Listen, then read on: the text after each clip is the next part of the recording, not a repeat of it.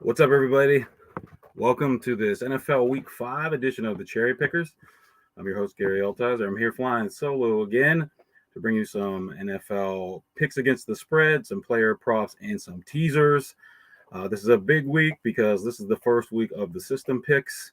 The system is just something that I enter in numbers into, something that was created a while ago and refined over the years, and it spits out picks for us against the spread. And we have to have 4 weeks of information to have those picks. And the 4 weeks has to be a team with the same starting quarterback. So I plugged in the numbers from the first 4 weeks. We've got some picks to go to give you for that. I've also got my picks. I went 4-2 last week on my picks, which brings my record this year so far at 12-8. So we're in the money on those picks. I'm going to have system picks and my picks too. So let's get things started here real quick. Let's do a recap of last week. So last week we had 6 picks. I've been bouncing around between 4 and 6, but I had teasers and I had player props. The very first teaser that I had was teasing San Francisco down to -4 and Carolina up to plus 10.5.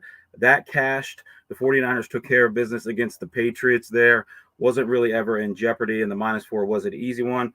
As far as Carolina goes, they played the Bengals, and they just barely covered on that. That game should have been closer than it was. Carolina drove down to the goal line, went for it on 4th down, and did not get in.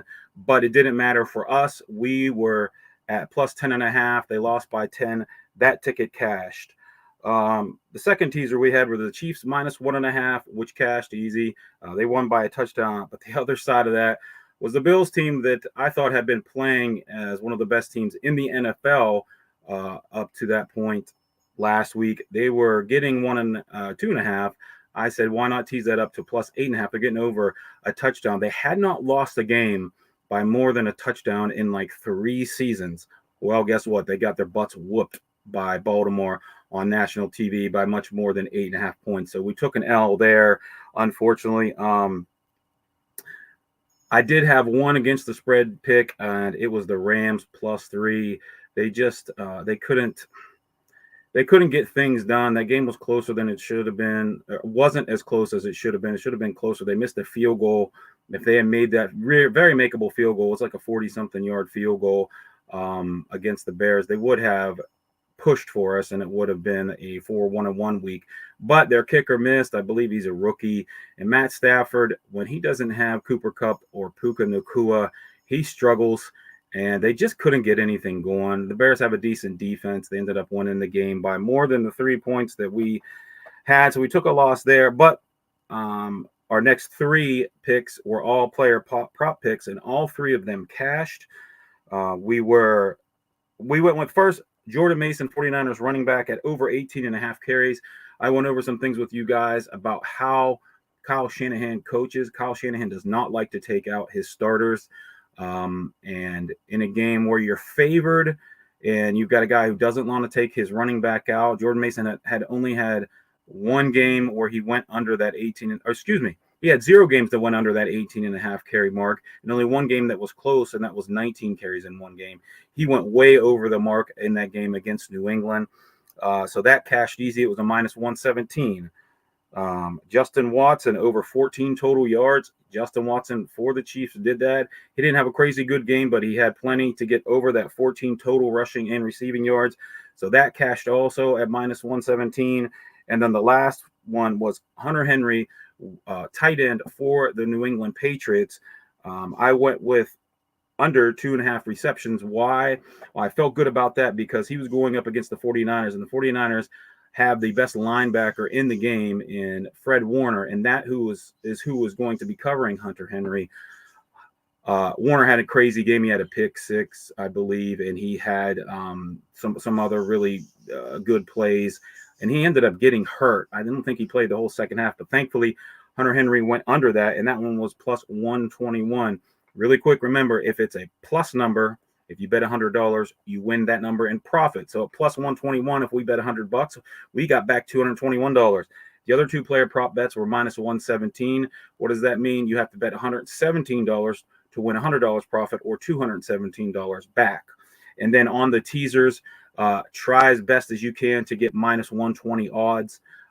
shop around. If you're doing this, you should have all the apps downloaded that are legal in your state to see what the lines are. The better the line, the more money you're going to get paid out. So I did the math on all three of those, and with what we've done so far this season, so we were 4-2 this week. We were 3-1 last week, so that brings us to 7-3 in the last 2 weeks. So we're hitting at 70% the last 2 weeks. The first 2 weeks of the season, we were 500 at 3-3 and 2-2, but we were up again in a fictional world where you put $100 on each of these bets that I'm recommending.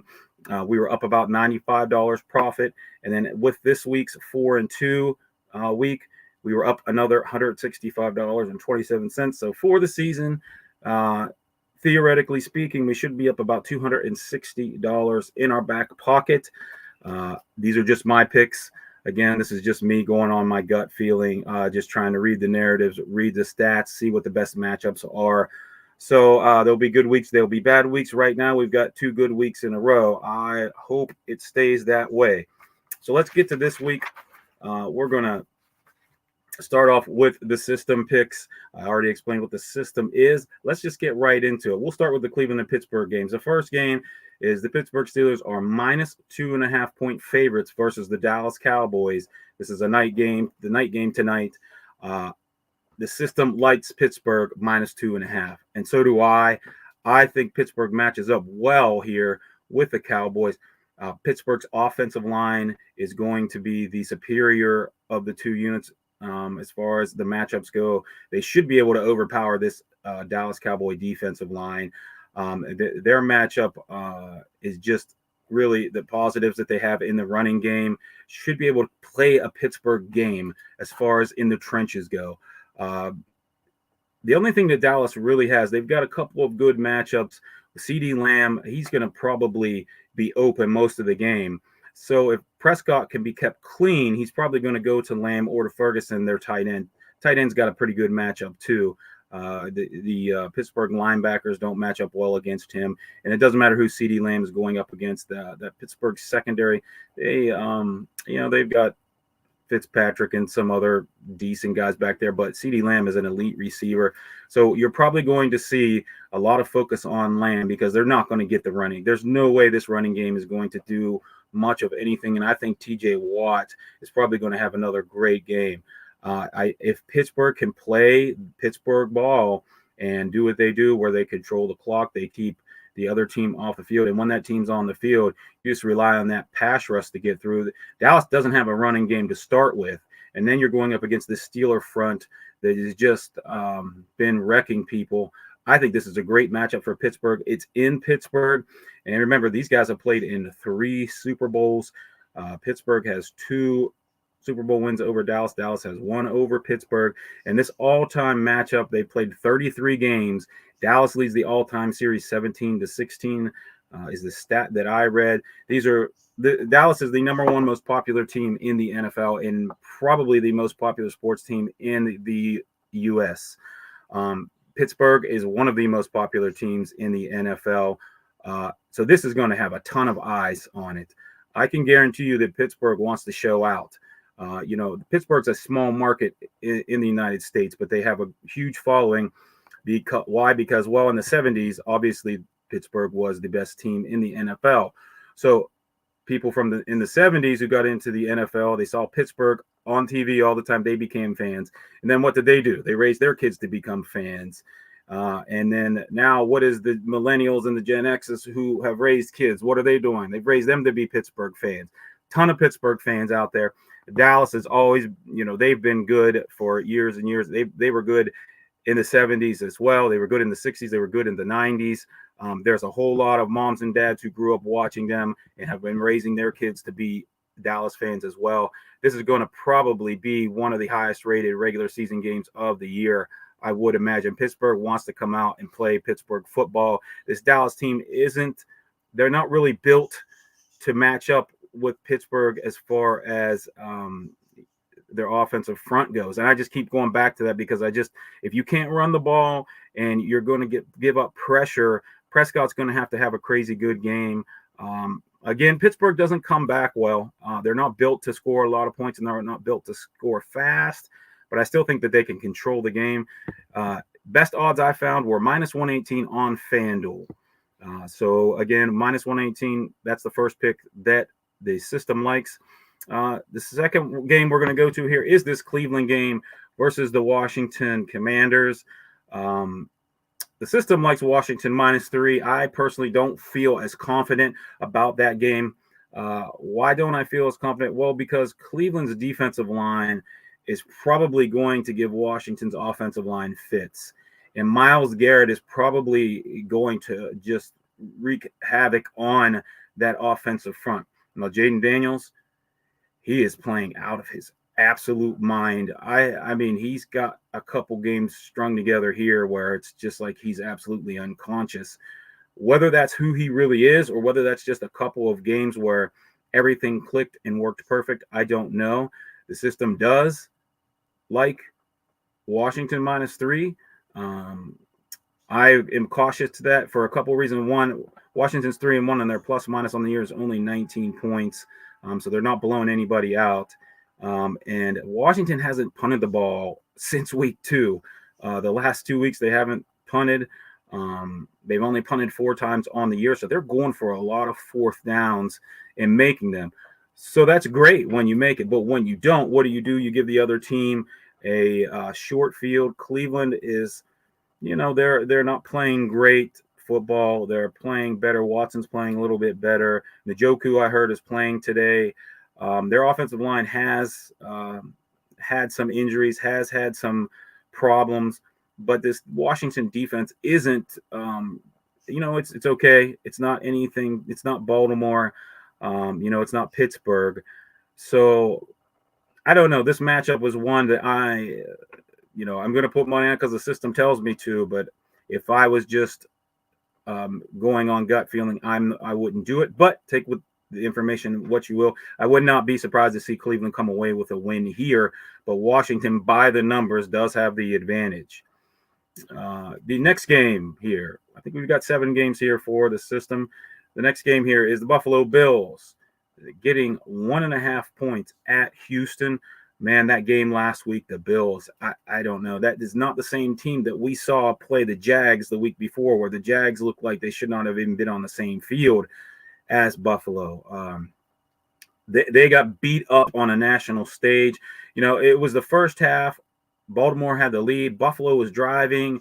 It looked like, okay, it was late in the first half. The momentum's changing. Buffalo's going to get things together. And then there was either a turnover or a big penalty after a big play, and they had to punt, and they just couldn't get their footing. I mean, the Baltimore game plan was good. In the matchups that Baltimore needed to win, they won. So Buffalo probably wants to get that taste out of their mouth. Houston came away with a just skin of their teeth win over the Jags, where they were losing almost the entire game. That Jacksonville team is 0-4 and probably 3 plays away from being 3-1. Houston's playing good. I don't know how good Houston really truly is. I still think Buffalo's the more talented team. After that big loss on a national stage, after getting whooped like that, and Buffalo has such a high ceiling. I really think their ceiling is through the roof. They have one of the best offensive lines in the NFL. They have the second best quarterback in the NFL. They've got a pretty good coach. Houston's got a lot of good things going for them too. Don't get me wrong. It's going to, hey, narratives matter. Guess what? There's a little receiver there that plays for Houston that's probably going to want to win this game, man. That's going to be something to watch. But the system does like Buffalo getting 1.5 at Houston. I found that on FanDuel, getting 1.5 at a -110 or -115. But everybody else was only giving them a point. FanDuel was giving 1.5. If you can get 1/2 a point, that's great. So, if Buffalo wins, if Buffalo loses by a point, then you still win the bet because you're getting 1.5. Okay, the next one is the Arizona Cardinals at the San Francisco 49ers. 49ers are 7.5 point favorites. The system actually likes Arizona getting 7.5 points. That's just a whole lot of points. That's more than a touchdown. Favorite, I still think the 49ers are the better team, and I don't feel confident in Arizona getting 7.5 because they could easily lose by 10 or 14 or 21. Their defense isn't good. It's really, I mean, they're a scrappy team. They're coached well, but Kyler Murray has to have a really good game for them to win. They still have James Conner. He's still tough. Marvin Harrison Jr. in spurts, he's looked good. I don't know. I think his speed might be affecting him in the NFL. I'm not sure. San Francisco played a pretty clean game last week. They're still not clicking on all cylinders, suffering from injuries. Christian McCaffrey is still not back. The word is that he will be released for next week's game, but he's not going to play. They're probably not going to bring him back until week 10. He had Achilles tendonitis. He went to Germany to get some treatment, and I don't know what it did. It must not have worked if they're not bringing him right back. But Javon Hargrave is out. They've had some losses on that front seven there. And Fred Warner was out half the game last week. Dre Greenlaw is still not back. The other half of that linebacker duo, which was one of the best in the NFL. So I don't personally feel great about that bet, but you are giving an NFL team and a division rival more than a touchdown. That's what the system likes. You can find it on Caesars. Arizona plus 7.5 at minus 110. That's a normal line. Minus 110 is a normal line. If you're getting worse odds than that, anything worse than minus 110, shop around because you'll probably be able to find a minus 110 on a line. All right, the next game, the Las Vegas Raiders at the Denver Broncos. The Raiders are getting 2.5 or 3 points. You can get Las Vegas plus 3 at Caesars for minus 115. Everybody else is minus 2.5. If you wanted to go there to find, a minus 110, you could do that. But if you wanted the, more points, I like plus 3. Plus 3 is safer because I believe 3 points is the most common differential in NFL games. If not, it's the second most common differential. So at plus 3, there's a good chance that if you lose, you'll probably push, which means your team that you bet on lost by that amount, and you'll just get your money that you bet back. The Raiders, I don't know. They've got guys in and out. Devontae Adams wants out of there. It's the worst kept secret in the NFL. But Max Crosby is supposed to be back. Denver playing great football. Sean Payton, I kind of criticized him after the first 2 weeks. Like, what in the world are you doing? He's an NFL coach, and he's much smarter than me. He knows what he's doing. He's winning games. He beat the Jets last week. He won the week before over Tampa, where they really whooped up on Tampa. They have a good offensive line. Bo Nix is using his legs now. The Raiders, I mean, they're playing with what they have. Without Adams, they have the young tight end, the rookie. He seems to be a pretty good player, but I don't know what else that they really got going on. Denver hasn't beaten the Raiders in 4 years. Use that information for what you will. I don't take stock in things that happened before a coaching staff came. So when you hear stats like, I gave them earlier this season with Minnesota and San Francisco, the 49ers hadn't won in Minnesota since 1992. There have been how many different coaching staffs that have gone through there? Unless it's just like a tough place to play. Seattle, it's very hard to play in Seattle. Why? Well, they're completely and totally isolated from every other team in the NFL. Most teams have to fly across several time zones to get there. And then Paul Allen, the former owner of the Seahawks, created a stadium that was designed for the noise to bang in and out, in and out, in and out on purpose to make it harder for the offense. And the 12th man up there is what they call their fans. They take it personal that they have a stake in the game. So in cases like that, it's a little bit similar in Minnesota, that the noise there is very loud. It's not nearly as effective as it is in Seattle. Other than that, I don't really take much stock. This Denver team 4 years ago was coached by someone else, had a different quarterback. Same thing with the Raiders, different coach, different quarterback. But it has held true. And it even held true last year at the end of the season when they had this coach there. I don't know. Maybe it's just the way the games fell. But Denver hasn't beaten the Raiders in a while. The system likes Vegas getting 3. Take that for what you will. The best odds I found were +3 at Teasers. Most of the other places were 2.5. It's -115. The next game is the New York Giants getting 7 points at Seattle. Seattle played Detroit pretty tough on Monday night. They just made a couple of mistakes. They turned the ball over inside their own 20-yard line, which gave Detroit a short and easy touchdown. I think Seattle's a pretty good team. And at first, the beginning of the year, I thought the Giants were just absolutely terrible, but they've gotten better and better every week, I think. I think they're playing a lot better football. They beat Cleveland. You know, they really should have beat Washington in week 2, I believe, where they didn't give up an offensive point. It was all field goals. But 7 points is a lot of points. The system thinks that Seattle is just a few points better than the Giants now. Look, Daniel Jones could throw, a pick 6 or 2 and this get blown out. Who knows? But take it for what you will. Geno Smith is playing good. He's got playmakers on that team. There are playmakers on that team, and that home field advantage, it's real. It's real. As a 49ers fan, for years and years, I would scream at the top of my lungs saying, this is almost unfair, the way that they have got this stadium. And the 49ers would go there with some of their best teams and not come out with wins.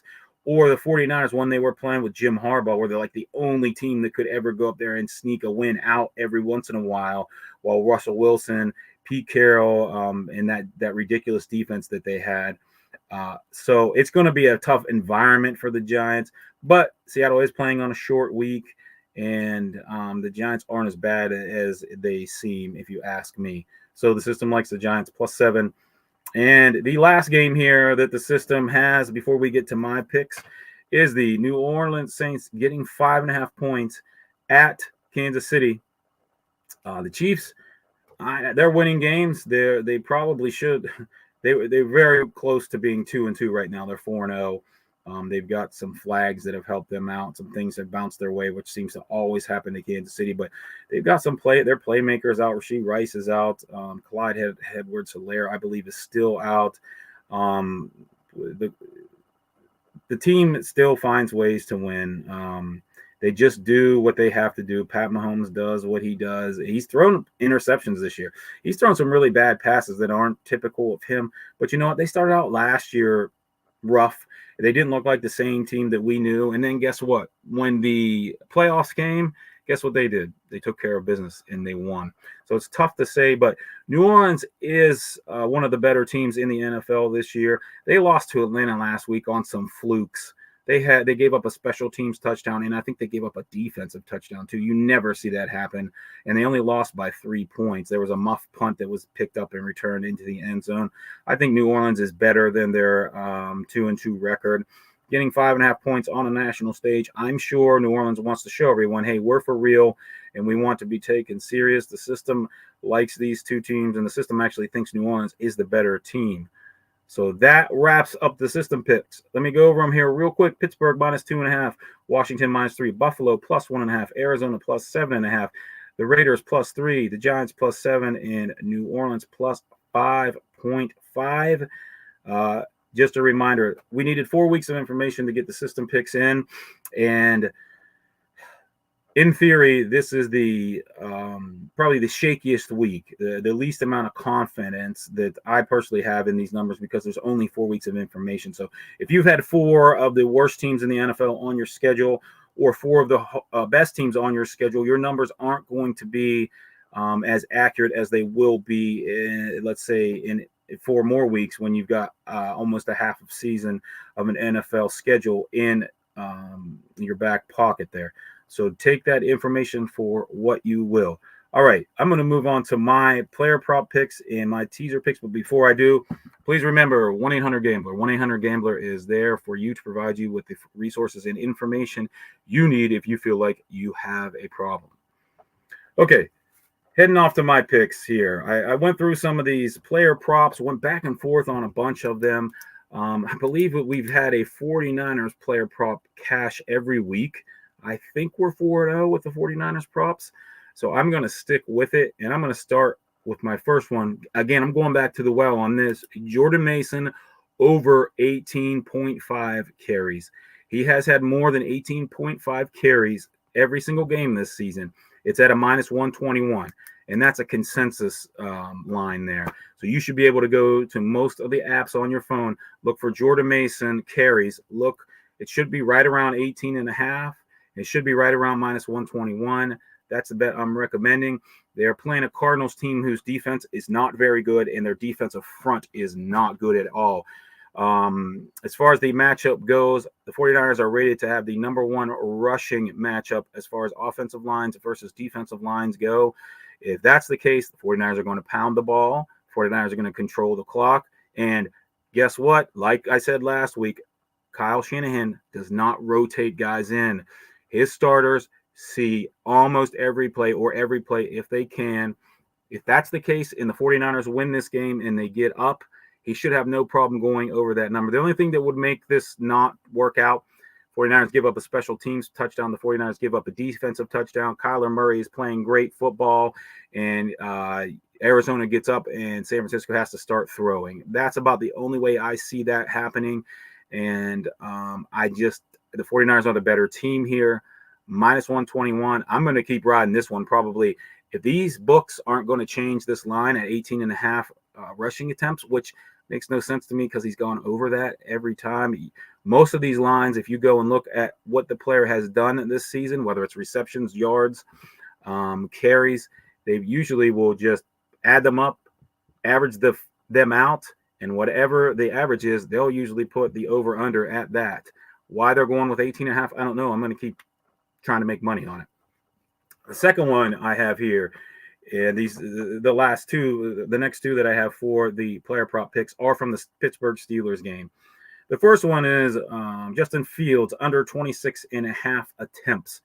That's at minus 119. I just feel like that the matchup here with the running game favors the Steelers so much that he shouldn't have to throw a bunch of passes.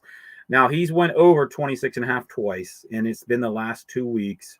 But unless Arthur Smith, changes some things, or Mike Tomlin says that he wants Fields to throw the ball more, I don't know. I just see them running the ball a lot. I could see him throwing 22 passes, him going 15 for 22 for 191 yards and a touchdown, and the Steelers running game running for 180 yards and them winning by 7 to 10 points or whatever, 3 points. I don't know. That's just the way I see things. 26 and a half just seemed a little bit high to me. Would have loved for this to be 28 and a half, but I felt okay doing it at 26 and a half. So that's the second player prop pick I've got here. Justin Fields under 26 and a half pass attempts at minus 119. And the last one here is Steelers receiver Van Jefferson going under 1.5 receptions on the day. This one has way better odds. This is at a plus 110. So if you were to bet $100, you get back 211. Jefferson doesn't get targeted a lot, and he's more of a kind of big play receiver at his core, who he is and has been. So if your running game's working and your number one receiver is able to get open some, and your quarterback's running the ball, you're not going to need to go to a guy like Van Jefferson. Could he get 2 catches? Yes, very easily. It's tough when the numbers are so low. Those are the toughest decisions to make when going with player props. He only needs to make 2 catches. He could do that in the first drive, and this play could go in the toilet. But I just thought with the way the running game matchup is in this game, with Fields in his legs, the Steelers offensive line playing a really great ball. In fact, I believe the Steelers right guard is ranked as the number 1 right guard in the NFL, and I think he's the highest graded lineman in the NFL, if I'm not mistaken. If he's not, he's way up there, the top 2 or 3. He's playing great. That offensive line's really, really coming through for Pittsburgh. So just with all that taken into account, why is Van Jefferson getting the ball? That I don't know, unless the Steelers line just isn't able to do their job in the running game, doesn't get going, and Fields has to start throwing the ball. If so, what's probably going to happen, if one of those two hit, both will probably hit. You're probably going to see Fields under 26.5, and Jefferson under 2 catches. But if it's the opposite, probably both of them will not hit. Both of them will lose. So those are the 3 player prop picks I've got. And I've got 2 teasers for you. What I'll probably do is leave the against the spread picks to the system, and I'll just throw in some teasers I feel good about with some player props. Hey, it's been working so far. We'll see how it goes the rest of the season. But my first teaser pick here is going to be Buffalo Bills going from a 1.5 point favorite on FanDuel. This is a FanDuel play to a 7.5 point favorite, and the 49ers going from a 7.5 point favorite to just a 1.5 point favorite. This is on FanDuel. You can find these lines. You could just click on both teams like you're going to do a parlay, and then when you go into those 2 games, combine them in a teaser and take your sliding scale over and add 6 points to each team, up for the Bills, down for the 49ers. And hopefully it doesn't give you an absolutely terrible line. 120, minus 120 is where you want to try to be with these teasers. But I've heard a lot of books are really, they're giving teasers terrible odds because the people like them and they're winning money on them. So shop around if you can't find it on FanDuel at 120. If it's a minus 145, go see if you can find it somewhere else. And if the Bills are only getting 1 point, then just go to the Bills +7 and the 49ers -1.5. Try to get it. That play at minus 120 is a lot better than the Bills +7.5 and the 49ers -1.5 at minus like 145. All right, and the second one here, I am going to go with the Browns +9 and the Saints +11.5. You can get those +3 and +5.5 at Caesars. And again, try to find them not minus 120 on those. If not, if you have to go Cleveland +8.5, which is how most of the other books other than Caesars has the line. If you can get it closer to 120 with +8.5 and +11.5, +5.5 is what everybody's got for New Orleans. So I would do that as well. I just think Cleveland matches up well with Washington, and keeping it to 9 points or less is probably a good bet. In New Orleans, getting over a touchdown and a field goal, even if there's a 2-point conversion, they're getting more than a touchdown, 2-point conversion, and a field goal. They play pretty well this year. They've got some big play guys. They've got a decent offensive line and a decent defense. Honey Badger is coming back to KC to play. I'm sure he's gonna have that defense fired up. And New Orleans is going to want to show Kansas City that they're for real, and that there's somebody to be reckoned with. And heck, last week their minds could have been on this game instead of in the game against Atlanta, a game that they lost because of several mistakes. So to recap, player props: Jordan Mason over 18.5 carries, Justin Fields under 26.5 pass attempts, Van Jefferson under 1.5 receptions. And for our teasers, the Buffalo Bills going from +1.5 to +7.5, and the 49ers from +7.5, from -7.5 to -1.5. That's on FanDuel. And the Browns from +3 to +9, and New Orleans +5.5 to +11.5 on Caesars. Again, if those odds are terrible, go look somewhere else. All right, guys, that will wrap things up. Hey, I appreciate everybody that's tuning in. Our numbers have looked really, really good. Everybody's watching the show every week. I'm going to come back every week. I was not able to get up and on this past Wednesday. I said I'd like to get on Tuesday or Wednesday and have the lines early because the system spits out those picks on Tuesday. As soon as the Monday night games are over, Tuesday morning, I can get the numbers to add in. I just didn't have a chance. I'm going to try to, but really none of the numbers changed much this week, so that's a good thing. We didn't miss out on a really great line. It's early in the season. As the season goes on, that probably will happen. But for now, you can guarantee me to be here on Sundays at noon. And if I can get on a Tuesday or Wednesday evening or afternoon, I will do that. But I do appreciate everybody tuning in. Please remember, don't bet more money than you've got to lose. It's not worth it. Just set some money aside. Have a good time with this, and use it to have fun while you watch the games, because the games are a lot harder to watch and a lot more emotional if you're losing money while you're watching. So we'll see you next time, guys. Thanks for tuning in to YSN.